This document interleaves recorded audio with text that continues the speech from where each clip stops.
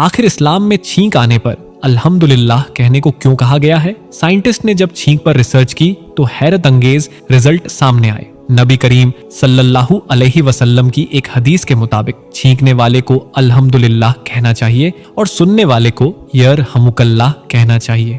छींक एक मामूली चीज नहीं बल्कि अल्लाह की एक बड़ी नेमत है। जब हम छींकते हैं तो हमारा दिल 1 सेकंड के लिए रुक जाता है और फिर दोबारा धड़कता है। यही वजह है कि हम अल्हम्दुलिल्लाह कहकर अल्लाह का शुक्र अदा करते हैं। मेडिकल साइंस भी मानता है कि छींकना हमारे लिए कितना फायदेमंद है। एक छींक में लगभग 1 लाख कीटाणु बाहर निकल जाते हैं। इसके अलावा छींक हमारे फेफड़ों को साफ करती है और फंसी हुई गंदगी या एलर्जन को बाहर निकालती है।